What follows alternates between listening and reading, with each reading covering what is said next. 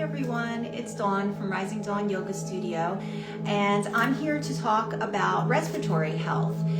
That's what our focus was, not this past week, but actually the week before in Yin class, and I'm just getting to the video, so I apologize that it's just happening now.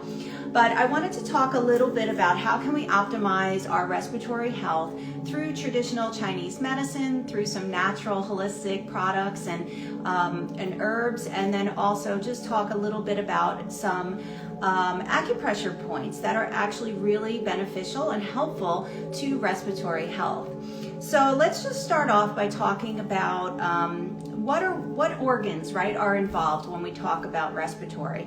Everyone automatically knows about the lungs. So yes, the lungs are your primary organ for your respiratory health. They're responsible for that gas exchange of oxygen and carbon dioxide. So right, it's bringing in oxygen to help rejuvenate the cells in the body and keep them alive, and then disposing of that CO2, that carbon dioxide, our waste product. That's the gas exchange that the lungs are responsible for.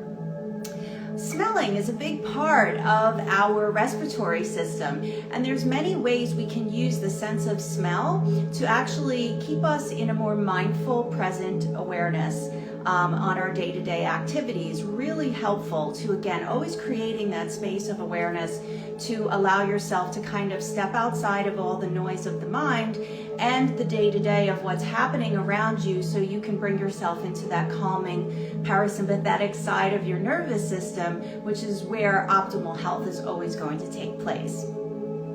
The diaphragm is a huge part of your respiratory system, and nobody ever really talks about it, except if you come to a meditation or a yoga class. We talk a lot about the breath. The breath is considered your prana, your life force energy in a yogic practice, and the diaphragm is a huge component of this because it's a huge muscle that actually moves up and down and helps the lungs to inflate, to bring in as much air as possible, all that oxygen that you need, and then also to help decompress, to compress the lungs, to expel the air out when it needs to go, right? It's a waste product at that point. So directly connected also to the vagus nerve is the muscle of the diaphragm. And when we're practicing a diaphragmatic breath, we are actually not just enhancing our respiratory health, but we're actually regulating our nervous system, because you're using that diaphragm to activate your vagus nerve. That's your cranial nerve, your 10th one that comes out of the brain. It goes down through the head and neck, through the torso, innervates all your major organs, and is responsible for flipping the switch. If you're in fight or flight, which most people, I would say 95% of the population is existing in that fight or flight state all the time. You don't want to be in that stress state because the body's not optimizing its health at that point. So what we're doing with moving that big diaphragm muscle is we're activating that vagus nerve, flipping the switch, taking you out of fight or flight into your rest and digest response, so you can actually have a more optimal health in your overall body. Now, in Chinese medicine, we work with 2 meridians when we talk about respiratory health. The first is the Yin Meridian, and that is the Lung Meridian. So the Lung Meridian is what we said is responsible, of course, for that gas exchange, the organ of the lung. Now, the Lung Meridian in Chinese medicine is what is considered the free-flowing energy, or qi. So in Chinese medicine, we refer to the energetic body and the energy that moves through the energetic body as qi. In a yogic practice, we're referring to it as prana, but really it's the same, one and the same. It's just a different label that's put on it depending on where you are in the world and what area of health practice you're looking at. So the other meridian that's interesting that people don't realize is connected to respiratory health in Chinese medicine is actually your large intestine meridian. So your large intestine meridian is considered the yang to the yin of the lung, and what it's doing is using the free-flowing lung energy that makes it necessary then to have the descending qi energy of the large intestine, which is responsible for removing waste from the body. So this energy is free flowing from the lung, descending large intestine. So we're working with both those meridians. So where are they in the body? Your lung meridian actually starts at your collarbone. So if you kind of just find your collarbone and then move across towards your shoulder, and then coming down through the armpit, through the inner arm, you're going to go all the way down into the tip of your thumb.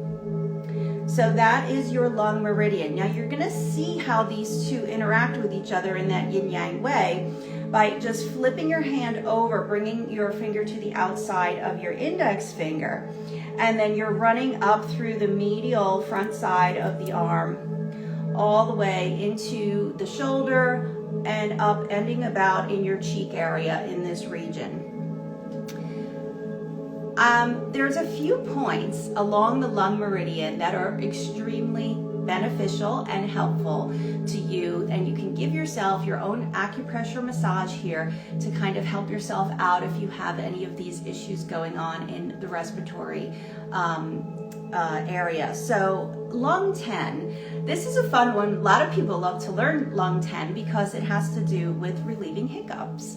So if you have hiccups and you're really frustrated and none of these natural remedies are working for you, I would implore you to go ahead and find your first thumb joint right here at the base of your thumb. And then what you're going to be doing to help with hiccups and also help to alleviate chest pain is a good point for this, the lung 10. You're kind of finding that first thumb joint and then sliding into this little meaty part of your hand here, halfway down, and you're gonna apply pressure. You can even do that from both sides. And again, hold for about a count of 10, and then you wanna go ahead and release for about a count of 3.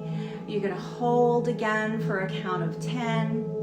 Now, you'll do this for about a minute or two, and you should find a relief from your hiccups, or if you're dealing with any kind of chest pain, discomfort from a respiratory illness.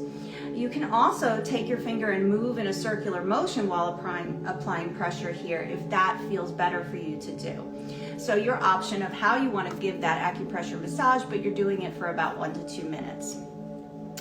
Now, another acupressure point that is very helpful to respiratory issues, and this one speaks to dealing with coughs and colds. What we're doing is finding our lung 4 point, and the lung 4 point is easy to find if you just take your finger and place it in the fold of your crease of your elbow here, the fold, and fold your arm up. You're going to feel that little tendon pop up there, and that's directly connected to the bicep. So kind of follow it up halfway into your bicep, and then you're going to move to the outer edge of the bicep until you can feel where the bone is and that little depression between the bone and the bicep muscle. That's your lung 4 point. So same thing here, you want to apply pressure maybe to a count of 10, then you're removing, releasing for a count of 3, pressing again for a count of 10, and doing this for about 1 to 2 minutes, or again you can just move in a circular motion, applying that pressure for about 1 to 2 minutes. And you can repeat that on the other side. Anything we're doing on one side, we can do on the other. Now, the lung 1 point is the next point I would like to talk about. This is a really great point. So one of the things we keep mentioning is in Chinese medicine that they always tie a certain emotion or emotions to the actual meridian. And if you went for an acupuncture treatment and were dealing with this particular emotion in your life, they would then address the lung meridian as a point that they would want to hit to help move that stagnated energy and allow that qi to flow freely again so it can, do what it needs to do for an optimal respiratory health, but also emotional health. So the emotions that are tied to the lung meridian are actually sadness, grief, and depression. So if you're dealing with something in your life that's creating depression, creating sadness, grief, of course, we all know what that's speaking to. Having a loss like that in life, and it doesn't always have to be the loss of a person. It could be the loss of a situation. You know, maybe you have a relationship that's just not functional for you and you're moving on from it. You still grieve that relationship, that process that you went through, because you kind of created this little identity for yourself when you've been in this relationship, and now you're moving on. And we all know the body is always, you know, ready for change, but then the mind resists it, and then that throws the body into a sensation that we find uncomfortable. But really, this is a way to help you move past that emotion of grief. Again, it could be the loss of a job. You know, loss of a job is a grief process. There's so many things in life that become grief. Even, you know, it's really interesting to see and hear, but there are times that you have emotional attachments to material things in your life, and it could be you know, your car. It's time for a new car, so you realize in the body there's this sadness, this sensation of resisting that change, of moving from one car to another. The process of it, right, becomes stressful. That's grief also. So any type of loss in your life, you're addressing this lung 1 point. So lung 1 is also good for if you're asthmatic. If you have asthma and you notice you deal with shortness of breath, anxiety can also cause shortness of breath, because we constrict and hold anxiety in these muscles between our ribs. And when we go into fight or flight, this clenches and locks down. It doesn't allow us to take the deep breath that we want. And then we're struggling, right, just to get a gasp of air. So lung 1 is your point you want to find for this. So what we do in lung 1 is we can kind of cross our hands, almost like we're trying to give ourselves a hug, but we're allowing the fingertips to fall right where the collarbone is. And then we're following our collarbone all the way across into the shoulder where it ends. You can find it, I can feel it right here. And then it's going into right beneath the edge of the collarbone. It comes into a little deep depression here. And that's almost like right above the armpit. You can see that. So what you want to do here is really press and apply pressure and hold it there for about 10 seconds, a count of 10, a slow count of 10, and then release. Or again, apply pressure, move in a circular motion, giving yourself that little acupressure massage.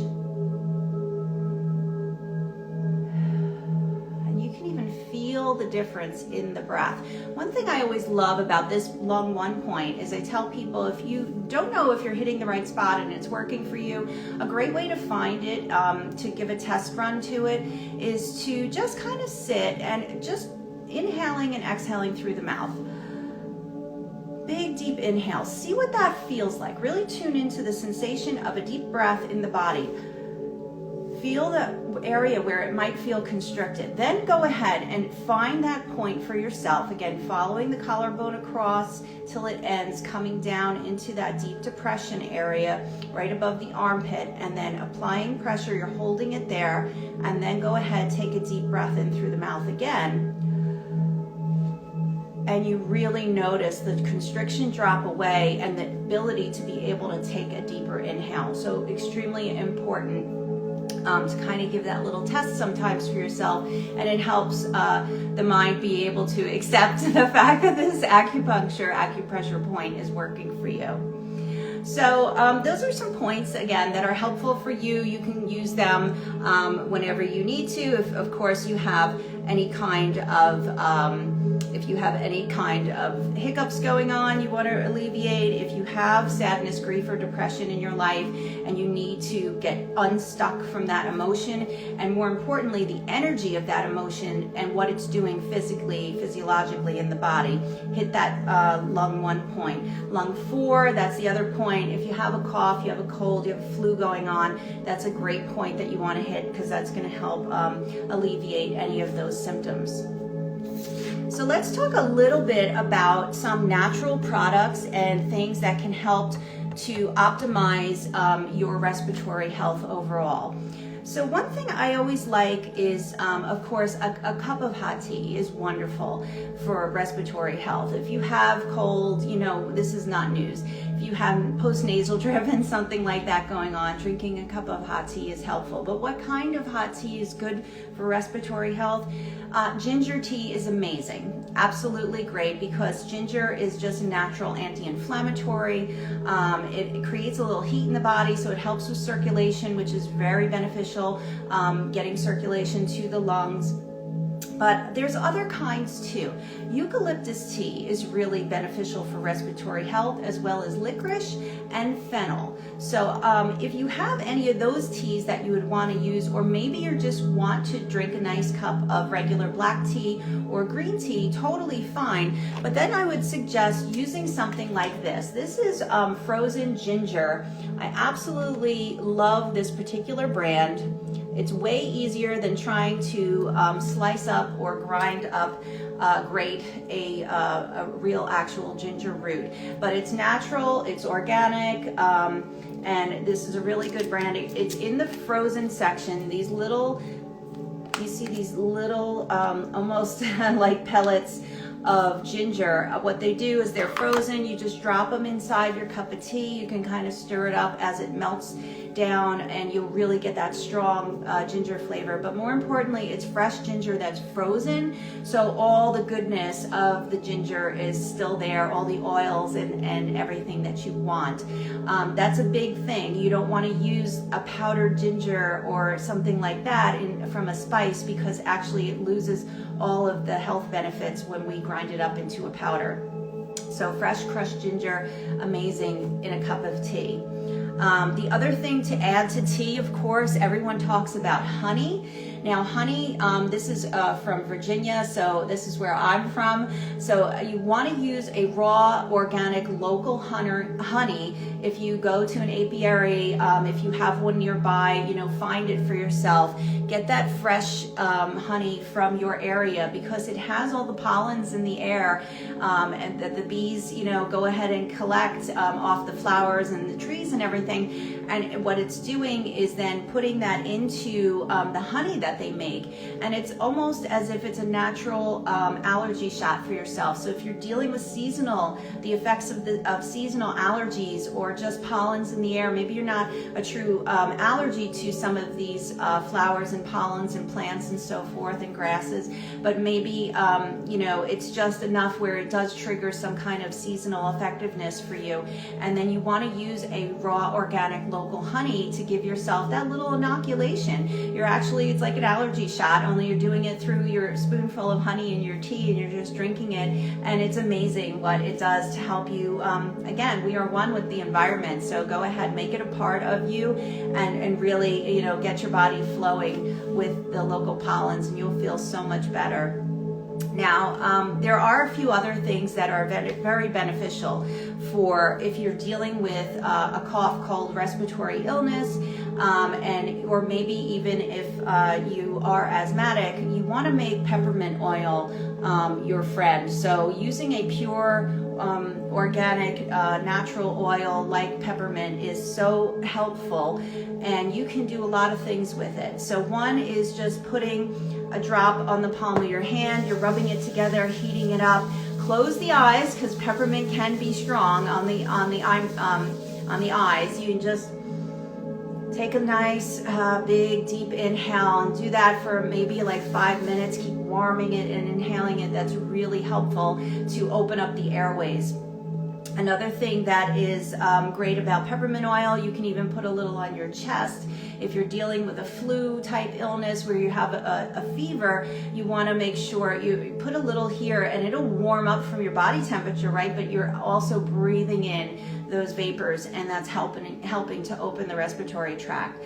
Taking a hot shower and taking your peppermint oil, dropping a few drops on the bottom of your shower, not near the drain, of course, but where the water is going to hit it and heat it up, is going to put that peppermint oil into the vapors, and you're just going to be breathing that in while you're showering, and really, again, opening up all your airways. If you do have a fever, I will say this: peppermint oil along the back of the spine is great for lowering body temperature, and it's a great way to do it without having to take any chemicals like Tylenol or an ibuprofen, Advil, Motrin, and so forth. One thing I will, little caveat say about peppermint oil is once it's on your fingers and hands, it's hard to remove. So be careful and be mindful to not touch the eyes. It will burn terribly. You want to be aware of that. So just be careful when you use peppermint oil. Another thing that opens up the lungs from a cardiovascular point, right? So we're talking about, you know, a constriction in the lungs, and sometimes we need like a vasodilator to open up the lungs, allow that blood to really flow into the whole organ of the lung to help with aiding the respiratory process is garlic. Garlic is a natural vasodilator. It really helps to dilate and open those vessels up in our cardiovascular system. We talked about this when we did cardiovascular health, about how important garlic is. So garlic, but again, not using a powdered form of it, it's not going to do anything. You need fresh, raw garlic. You can either slice it up. Some people grind it up, and you can cook with it, you can eat with it, right? Garlic is just a delicious flavor to begin with. But sometimes if I've been really sick when I had COVID, I will tell you that I just sliced up 1 clove of garlic and I just ate it, chewed it. It's a great antibacterial also. Antiviral. So there's so many wonderful things about garlic, but you know, it was really beneficial to me during COVID because it helped not just open the airways and open the vessels in the lungs, but it also worked as that antiviral and antibacterial. So very wonderful thing that nature gives us in garlic.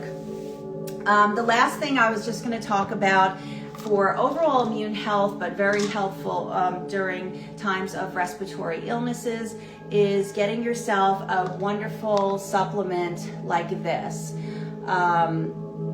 Q-Certain with the bromelain, and also has in it zinc, vitamin C, and vitamin D. So vitamin D, of course, for your immune health, right? It's so important, and you want to make sure you got that in there. Zinc as well, vitamin C as well. But this is important. These 2 ingredients right here are important because what they're doing is reducing inflammation in the respiratory tract. When your body becomes ill, especially with a respiratory virus, there's a lot of inflammation going on in the airways, and you want to remove that from the picture so you can heal. So again, getting yourself something like this. I'm not pushing Amazon, but they do have it. I'm sure you can find it at your CVS, Walgreens, or any place like that as well. And I think that's about it for respiratory health. So I hope you enjoyed this talk, and I'll go ahead and upload the replay so you guys can watch it at any time. It's also on my YouTube channel for Rising Dawn Yoga Studio, and again, trying to grow that content that's on there so you guys have a library of information to go to for overall natural holistic wellness, because let's face it, we are one with this beautiful planet. Nature itself is such a healing thing for us. We just have to be pointed in the right direction and know how to use it. So please reach out if you have any questions for me about any of the acupressure points, if you want to talk a little bit about some yin poses that are helpful to opening the lungs and optimizing your respiratory health. I'm more than happy to answer any questions, and you can reach me here on Instagram. I have a Facebook page as well for Rising Dawn Yoga Studio, and then of course through my website, risingdawnyogastudio.com, there's a chat box on there, and you can ask me any question anytime. I'm happy to help. So I hope you all have a wonderful day, and thanks for joining me. Bye, much love.